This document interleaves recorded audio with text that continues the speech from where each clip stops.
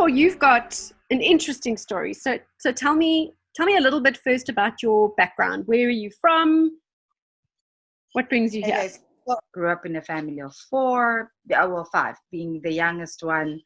I had an opportunity in 2009 to move to the city of Cape Town, which I didn't actually take it lightly. In my background, tourism wasn't something that was actually known, or when you thought of tourism, you just thought of hotels and car rental, but there wasn't any like huge awareness about it. But I did study travel and tourism at Pretoria Technikon, and I didn't know what direction I was going to take. But I was lucky enough that through being in Joburg, I happened to then start working for the Orient Express Group, which is now Belmont Safaris. And while I was working for them, just in 2008, we were going to go through recession in 2009. And the manager at the time said to me, well, you can always move to Cape Town and join the team there.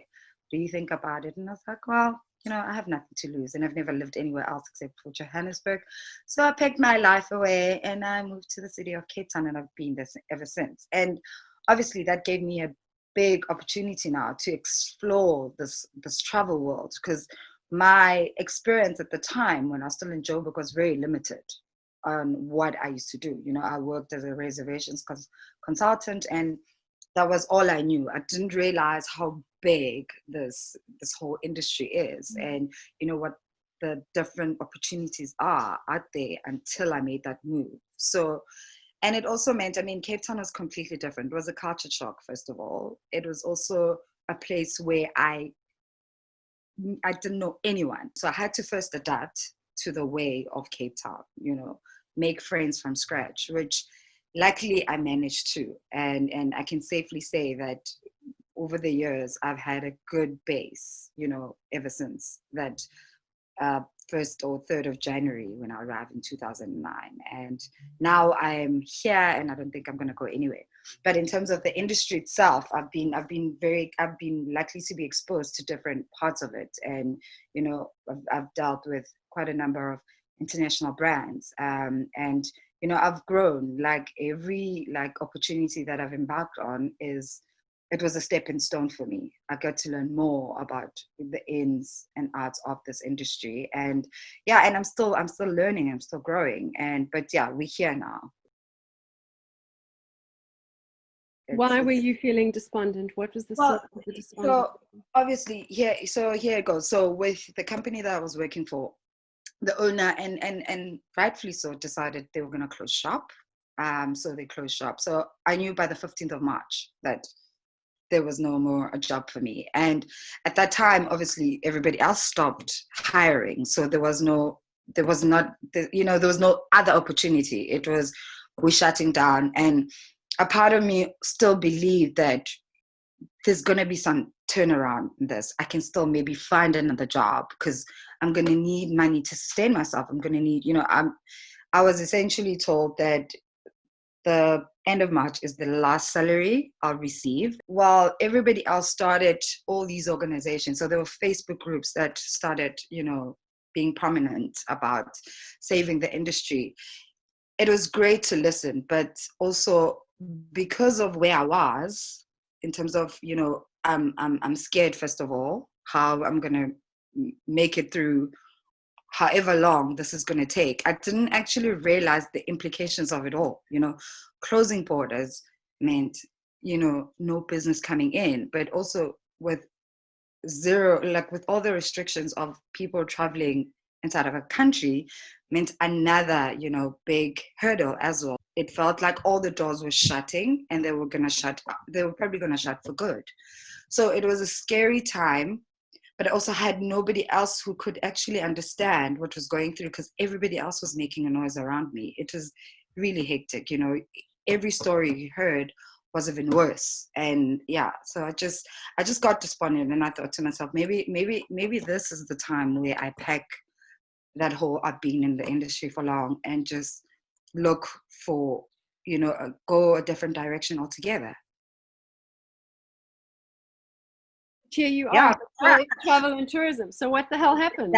People were just busy making plans, and I couldn't physically. I was defeated. My spirits was down. Everything, it was just, I just couldn't. So I spent most of my days during hard lockdown, waking up, being on the phone, just Facebook or whatever, watching Netflix, eating quite a lot. And I just wanted all to, I was just being numbed by the whole experience. It was too loud. And luckily I lived by myself. So I could listen to my own thoughts without, and if I needed to shut down, I just did. So for a good month, I did absolutely nothing. I didn't look at laptops. I didn't want to hear it. I'd hope for something to happen. I didn't know what it is. I'd hope for a phone call that would change my life.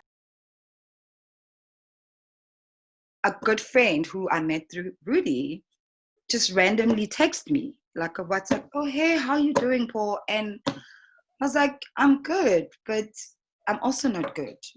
I'm actually, giving up. And she was like, no, you can't do that. I have something that you need to listen to, which it might change your mind. It might bring you back. And after a month or so of having shut everyone out, I was ready to listen. I was ready to listen. It was just listening. I said to her, listen, if there is something, I'm willing to do it, because yes, I've been relaxed. I haven't really been involved in anything. So yes, let's see. I've been quiet, and I've been, I don't think I've supported the industry that has actually contributed to the person that I am. And now I'm like, enough is enough. I need to be heard. I silenced myself. I was like, I don't belong with these big guns that were coming out, because there were a lot of people making noises, and most of them were great noises, but I didn't want to be part of it. But now I'm like, no, enough is enough. I had enough. I want to be involved, whichever way I'm able to contribute towards this industry. I am going to do. And it's not just this industry, but it's just, I need to be heard now. I need to be part of the solution, and I'm ready to do whatever it takes. The reason why tourism is such a fire in your belly, like, why are you so passionate about tourism? I've always loved meeting people. That's just one of those things. If you can check the people, or if most of the people that know me, or my interactions, a lot of my friends will always laugh at me. They're like, but how do you meet all these people? That's where it lies, that spirit, maybe call it that. And why would you say that it's important? Because you speak so passionately about bringing your voice to bear and to save the industry. Why is it important to save the tourism industry? Why would we even care about the tourism industry? But let's first look at what it has done for an average person on the streets. Let's just start there. The communities that have been benefactors of the tourism industry, that on its own. And I've been fortunate enough that every time I've gone on safari and I've seen the work or the contribution that tourism has on those communities, it's something that, for me, I think that should be the biggest motivation from all of us. It's what we did, what the industry is contributing. Yeah, I think for me, it's the support that tourism brings to, anyone that is around it and part of it. Coming from a Black community where, there used to be limitations. Now kids in those communities know they can benefit. They know that the world is bigger than that, because we bring in people that people end up interacting with. It brings life to the slogan that South Africa has, umuntu umuntu ngabantu, or or people first, or that's exactly what it's contributing towards. And without the saving of obviously the wildlife and everything else, or every aspect of travel industry, but there's more to it. There's that human spirit that we, South Africans are lovely people. We are Africans, and we warm, and we're proud. And that's exactly what travel does for me. Well, it has done that. You said that you had gone through a month in a space which was one where you shut kind of everything out. Yes. And I think a lot of people are now where you were then, probably. A lot of people are feeling very vulnerable now because IAmTourism is dried up and their runway is finished and there's no more money, and they're in the space that you were a few months ago. Yeah. What could you say to them today to make them want to move forward? First of all, it's not easy. Like I sometimes, whenever I get calls from my friends who are saying, you sound fine, like, why are you so, and I'm like, there's so much more that I'm grateful for. First of all, I'm grateful that I'm healthy. And two, I'm grateful that I have never throughout this, and mind you, I didn't get tariffs. I didn't qualify for that because the company I worked for did shut down. I've learned beautiful lessons throughout this pandemic. I can survive with little that I have.